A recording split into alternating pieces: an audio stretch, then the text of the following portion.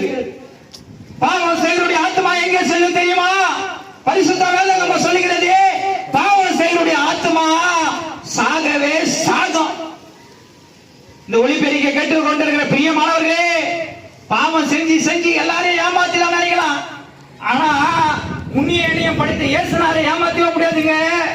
ஏன்னா ஆண்டவராகிய இயேசு கிறிஸ்து இந்த உலகத்தில் ஏன் பிறந்தார் என்றால், ஜனங்களுடைய பாவங்களை போக்குவதற்காக, அக்கிரமங்களை போக்குவதற்காக, அநியாயங்களை போக்குவதற்காக, உனக்காக எனக்காக இந்த உலகத்திலே பரிசுத்தமாய் பிறந்த ஒரே தெய்வம் ஆண்டவராகிய இயேசு கிறிஸ்து. பரிசுத்தத்தோடு பிறந்த ஒரு தெய்வம். பிரியமானவர்களே, நம் கைகளில் செய்த பாவத்திற்காக உன் கையிலும் என் கையில் ஆணிகள் அடித்திருக்கப்பட வேண்டும். உன் மீது என் மீது வைத்த பாச நிமித்தம் ஏசப்பாவுடைய கைகளிலே ஆணிகள் அடித்தார்கள்.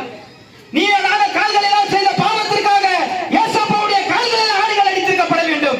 ஆனால் நீ நானும் செய்த பாவத்தின் நிமித்தம் ஏசப்பாவுடைய கால்களில் ஆணிகள் அடித்தார்கள். நீ நானும் சின்னவரால் செய்த பாவத்திற்காக ஏசப்பாவுடைய சிரசிலே முள்முடி சூட்டிருக்கப்பட வேண்டும். ஆனா நீங்க நானும் செய்த பாவத்தின் நிமித்தம் ஏசப்பாவுடைய சிரசிலே முள்முடி சூட்டினார்கள். நீ நானும் முழு சரீரத்தினால் செய்த பாவத்திற்காக ஏசப்பாவுடைய சரீரத்தில் ஈட்டியால் குத்திரிக்கப்பட வேண்டும். நம்முடைய சரீரத்தில் ஈட்டியால் குத்திரிக்கப்பட வேண்டும். ஏசப்பாவுடைய சரீரத்தில் ஈட்டியால் குத்தினார்கள். நீ நானும் வாய்களினால் செய்த பாவத்திற்காக ஏசப்பாவுக்கு கசப்பு கலந்த காடி தண்ணீர் கொடுக்கப்பட்டிருக்க வேண்டும். நம்ம குடித்திருக்க வேண்டும் கசப்பு கலந்த காடி தண்ணீர்.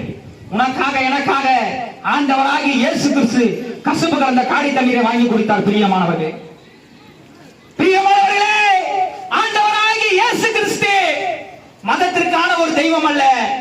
மனிதனை குடியிலிருந்து விடுதலையாக்க, கஞ்சாலிருந்து விடுதலையாக்க, பீடி சிகரெட்டிலிருந்து விடுதலையாக்க, இச்சையான பழக்க வழக்கத்திலிருந்து விடுதலையாக்க, பாவத்திலிருந்து விடுதலையாக்க, உனக்காக எனக்காக அழகாக இருந்த இயேசு அந்த கேடு அடைந்தார். பிரியமானவர்களே, பிரியமானவர்களே, இந்த உலகத்தில் தமிழ்நாட்டில் எவ்வளவு பேர் பிறந்தார்கள், தமிழ்நாட்டை எவ்வளவு பேர் ஆட்சி செய்தார்கள். எல்லாரும் மரித்த பிறகு அடக்கம் பண்ணப்பட்டு கல்லறைகள் கட்டப்பட்டது.